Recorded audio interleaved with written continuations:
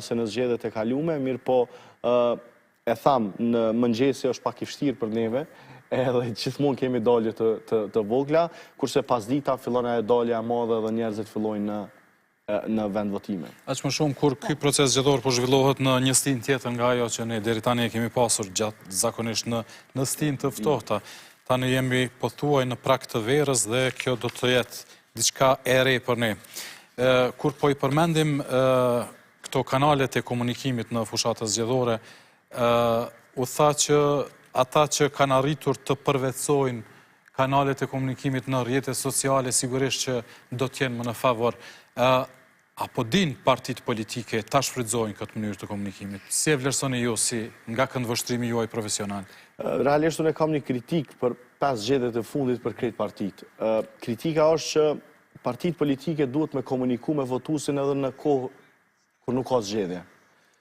Ky realisht është minusi më i madh i partive politike në Kosovë për shkak që komunikimi më i madh dhe komunikimi kryesor me votuesin, edhe me këtë votuesin e ri, zakonisht bëhet gjatë kohës kur ata është fushata zgjedhore ose kur ata në zgjedhje edhe domosdoshmërisht i duhesh me qenë në terren. Komunikimi politik, jo domosdoshmërisht premtimi, vetëm komunikimi për mi po hallet edhe derët dhe shqetësimet e njerëzve, duhet jetë gjatë tërë kohës. Duhet jetë në terren, duhet jetë në fshatra, duhet jetë në qytet, duhet jetë me grupe të vogla të njerëzve, 5 persona, 6 persona, me kryetarët e fshatrave, me kryetarët komunave, me grupet interesit, me organizata jo qeveritare, për me i pa realisht se cilat janë problemet. Çka po ndodh në Kosovë dhe çka jemi të pa gjatë tërë kohës, është që partitë komunikimin kryesor po e kanë në momentin që ata po e kuptojnë që jemi afër zgjedhjeve, qoftë jashtëzakonshme, qoftë zgjedhjeve të tjera, edhe aty po fillon komunikimi. Kështu që ky është edhe sot kemi me pasë cila parti realisht e ka bërë këtë strategji dhe ka komuniku shumë vonë. Rezultati na jep pasaj. Në ora 7 e kuptojmë saktësisht realitetin, mirë po ajo çka po e kuptojmë është që komunikimi duhet jetë i përditshëm. Jo domosdoshmërisht me premtime, e thash më herët, po një komunikim ku na i kuptojmë realisht se cilat janë problemet me cilat po ballafaqohen qytetarët. Mandej është e pjesa e ekipeve të komunikimit se çish po dojnë me plasu në qoftë në rrjetet sociale, qoftë në mediat si jo. Sfida e rrjeteve sociale është edhe përdorimi i shumtë i inteligjencës artificiale. A kanë bërë mjaftueshëm ndoshta edhe vetë partitë politike që t'i shmangën kësaj preje, nëse mund ta quaj këtë? Ajo çka po shihet edhe e kemi pa në këtë fushat për dallim prej fushatës së dhjetorit, inteligjenca artificiale është përdorur shumë a shumë. Është përdorur për manipulim të fotografive, është përdorur për manipulim të videove, jo domosdoshmërisht manipulim negativ, ka plot video, sidomos e përmendet edhe kryetari njërës prej partive, në video, një prej finaleve videove, shumicën e videos e ka të gjeneruar me inteligjencë artificiale. Nëse inteligjenca artificiale përdoret në mënyrë pozitive, ajo nuk i bën askujt dëm, e kemi aty edhe duhet ta përdorim. Mirë po në anën tjetër, në një periudhë 5 ditëshe të fushatës, sidomos para se me fillu fushata dhe ditore, kemi parë një keqpërdorim masiv të inteligjencës artificiale. Tash nuk mujna me bo me gisht se kush e ka udhëheq, mirë po është vërejtë që po ka sulme me inteligjencë artificiale, kemi pas shumë lajme të rrajshme të cilat janë publiku në rrjetet sociale, të cilat kanë pas targetim specifik se cila audienca duhet me ju shfaq, për shkak që jo të gjitha audiencat reagojnë ndaj lajmeve të rrajshme. Për shembull, ne të cilët jemi ma shumë të involvum, qoftë me parti politike, qoftë me zgjedhje, disa lajme të rrajshme edhe nuk i marrim shumë seriozisht. Mirë po ka audiencat të cilat janë totalisht jashtë informatave mbi partit politike, mbi situatën politike.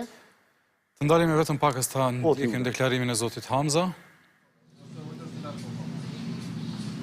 E një goti. Atëherë të nderuar përfaqësues të medjave, unë bashkë me familjen time, po sa shfrytëzum të drejtën tonë për të votuar, i ftoj gjithë qytetarët e Kosovës me shfrytëzu këtë drejtë, me dalë me votu sipas bindjeve tyre politike, me votu mënyrë të lirë, mënyrë të qetë, mënyrë demokratike, ditë e bukur, me shfrytëzu këtë ditë me dalë me votu, sepse ne sot vendosëm për të ardhmen për 4 vitet e ardhshme. Unë ju falenderoj shumë juve për prezencën dhe ju uroj një ditë marë, qetë, punë keni, po ja dele. Faleminderit juve. I kujdesshëm, zoti Hamza, i shoqëruar nga bashkëshortja e tij. Oltion, zakonisht ti si voton? Shkon vetë apo shkon i shoqëruar nga dikush? Unë zakonisht shkoj vetë, e shfrytëzoj të drejtën time demokratike vetëm. Kam qenë në një shkollë tjetër, tash e kam ndryshu, jam afër vendbanimit në një shkollë tjetër, mirë po definitivisht me që jemi të diskutu çështjen e votimit, sot është shumë e rëndësishme, si kur çdo parë zgjedhje tjetër, që njerëzit me dalë me votu. Unë kom taku shumë njerëz të cilët thonë nuk du me dalë me votu, ose du me dalë me votu për me prish votën. Ajo është forma ma e keqe që ti mundesh me vepru në një ditë si kur kjo sot nga. Kështu që unë ju bëjt thirrje të gjitha atyre që janë duke na shiqu tash, me dalë me votu, ta zgjedhin këndo që ata mendojnë që i plotson ëndrat e tyre dhe punon për ta, po shumë e rëndësishme është me dalë me votu, mos me prish votën, po me votu.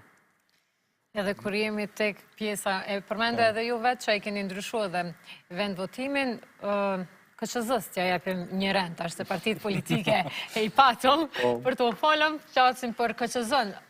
Sa është në nivel KQZ-ja në informacion, në fushata vidisuse, në fletushka, madje që i ka shpërndarë së fund miherë, dhe në organizim në total. Ashtë bërë eksperte. Pra po këthejmi shumë shkurt e partitë politike, nëse keni mujtë mi pa dizajn